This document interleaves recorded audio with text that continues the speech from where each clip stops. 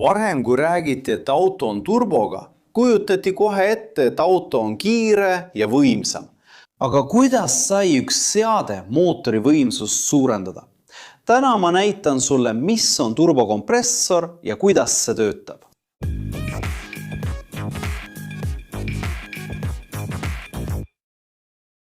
Tere inseneriemad! Täna sukeldume komponenti, mis on paljude sõidukite jaoks jõuduse ja tõhususe sünonüüm – turbokompressorisse. Kas oled kunagi mõelnud, kuidas see väiksem auto suudab pakkuda nii muljetavaldavat reageerimisvõimet ja võimsust? Või kuidas mõned mootorid suudavad pakkuda palju võimsust, ilma et nad oleksid hiiglaslikud? Vastus peitub sageli kapoti all, töötades vaikselt või mitte nii vaikselt, et muuta heitgaase. Alustuseks läheme otse asja juurde. Mis on turbo? Oma olemuselt on turbo ehk turbokompressor mehaaniline seade, millel on väga selge ülesanne – suruda rohkem õhku mootorisse.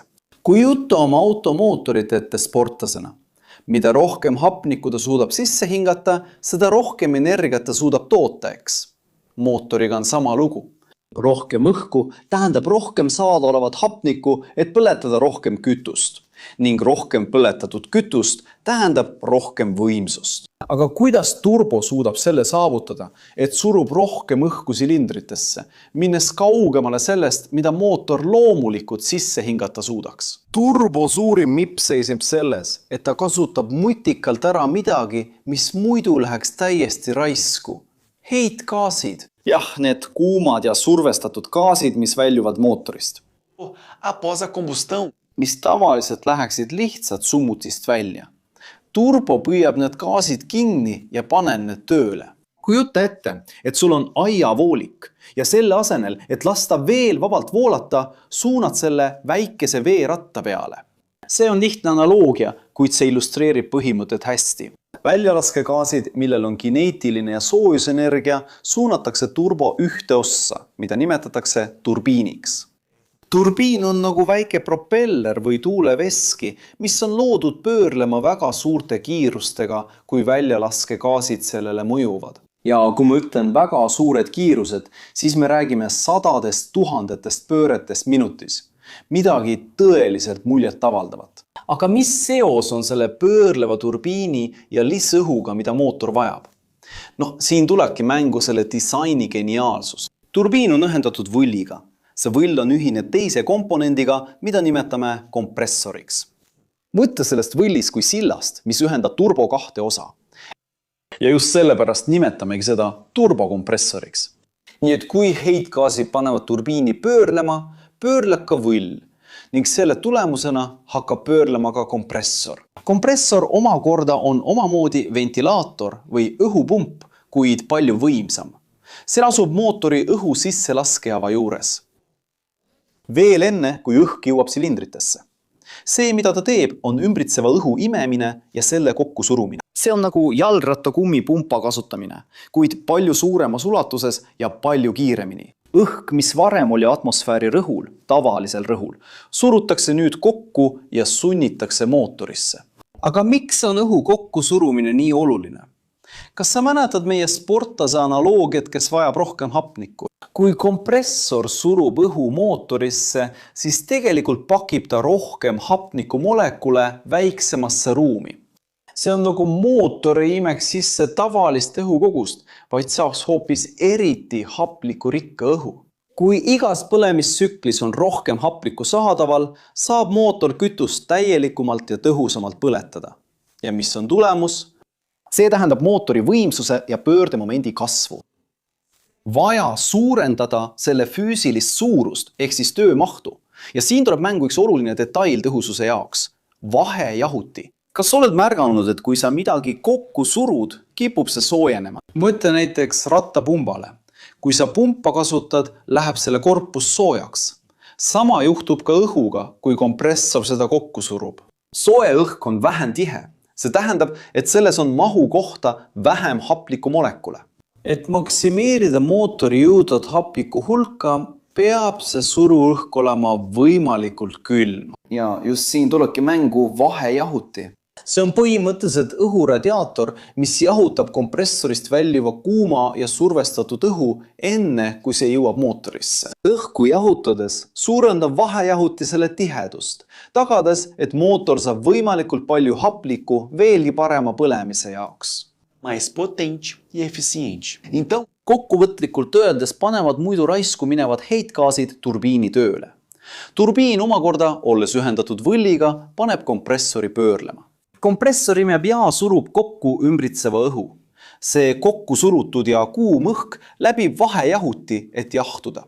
Ja lõpuks suunatakse külm ja tihe õhk mootori silindritesse, kus see seguneb kütusega tugevamaks plahvatuseks, tekitades rohkem hapnikku. See on pidev ja leidlik energia taaskasutamise tsükkel. Aga kuidas on selle aevastusega, mida me kuuleme? Kas see on turboheli? Tegelikult mitte. See aevastus, mida me kuuleme, on see, mida nimetatakse prioriteediklapi või blow-off klapiks. Kujuta ette, et oled õhu kokkusurumise ja selle mootorisse saatmise tsüklis. Aga kui sa võtad jala gaasipedaalilt või vahetad käiku, siis mootori õhu sisselaskjava suletakse, kuid kompressor surub ikka veel õhku kokku. Aga nüüd pole sellel enam kuhugi minna. Et see rõhk ei kasvaks eksponentsiaalselt, avab see klapp end täpselt selleks, et suru õhk välja lasta. Müra või aevastus, mida me kuuleme, on põhimõtteliselt heli, mis tekib siis, kui õhk kiiresti klapi kaudu välja lastakse. Aga siin on üks erinevus. Prioriteediklapp töötab õhu sisse laske juures. Kuid meil on veel üks klapp, mis juhib heitgaase ja mida nimetatakse wastegate'iks. Põhimõtteliselt juhib see klapp heitgaaside rõhku, toimides ümbersuunajana, kui turbiinis tekib liigset rõhku. Sellega juhib ta turbiini kiirust ja seega ka kompressori tekitatud rõhku, vältides nii turbiini kui ka mootori purunemist. Nüüd võite küsida, kas on olemas mõni muu viis õhu surumiseks mootorisse? Jah, on olemas ja seda nimetatakse ülelaaduriks ehk mehaaniliseks kompressoriks. Peamine erinevus turbo ja ülelaaduri vahel seisneb selles, kuidas neid käitatakse. Kui turbo kasutab heitgaaside energiat, siis ülelaadurit käitab otse mootor tavaliselt väntvõlliga ühendatud rihma kaudu. See tähendab, et ülelaadur võtab osa mootori enda võimsusest, et töötada, samal ajal kui turbo kasutab ära energia, mis muidu läheks raisku. Seetõttu kiidetakse turbot sageli selle energiatõhususe eest, kuna see muudab raisatud energia jõuduse kasvuks. Ja kui rääkida tõhususest, siis on oluline üks levinud arusaam ümber lükata. Paljud seostavad turbot ainult sportautode ja suure jõudusega sõidukitega, mis tarbivad palju kütust. Siiski võivad tänapäevased turbomootorid tavapärastes sõidutingimustes olla üllatavalt kütusesäästlikumad kui nende vabalt hingavad analoogid. See juhtub seetõttu, et turbo võimaldab tootjatel kasutada väiksema töömahuga mootoreid, et saavutada sama võimsus kui suuremal vabalt hingaval mootoril. Väiksem mootor tarbib väikse võimsusvajaduse korral vähem kütust.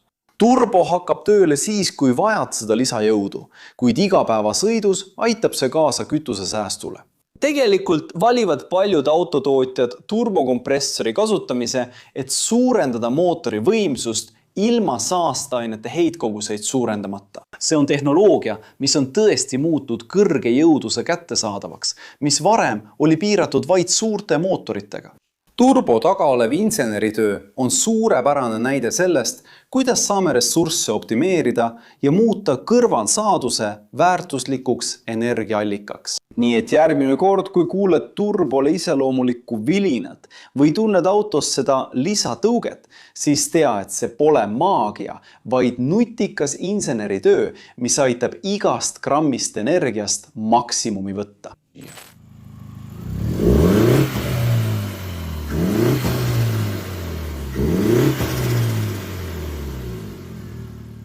Kui oled siiani vaadanud ja video meeldis, siis kindlasti telli kanal, kui sa veel pole seda teinud. Pane like ja aktiveeri teavituste kelluke. Ja kui leiad, et meie sisu on huvitav, siis kaalu liikmeks hakkamist, et aidata meil siin platvormil sisu toota ja et saaksime sind meie videotes ära mainida. Ja kui oled siiani jõudnud, siis kutsun sind vaatama kursusi, mida soovitame. Seega, suuna oma telefon siinsamas kõrval olevale QR-koodile või klõpsa kirjelduses olevale lingile meie kursuste kohta. Nendes leiad Exceli kursused, 3D modelleerimise, AutoCADi esinemisoskuse ja palju muud. Need on meie kanali poolt valitud kursused, mille kvaliteedis võime kindlad olla. Nii et kui soovid oma karjäärile hoogu anda, tasub kindlasti vaadata. Ja kui soovid alustada oma veebis kohalolu ning hakata tootma ja salvestama videoid sotsiaalmeediasse, siis selle QR-koodi kaudu oleme välja valinud seadmed, mida meie oma stuudiotes kasutame. Aga sina, kas oled varem näinud turbot töötamas? Kas teadsid, kuidas see parandab mootori jõudlust?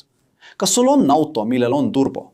Jäta oma kommentaar siia, ma tahaksin teada. Siin kõrval on 2 huvitavat videot, mida sa pead kindlasti vaatama, et laiendada oma teadmisi ja rahuldada oma uudishimu. Ja kui sa tahad meid toetada, pane like, telli kanal, aktiveeri kelluke ja kaalu kanali liikmeks hakkamist.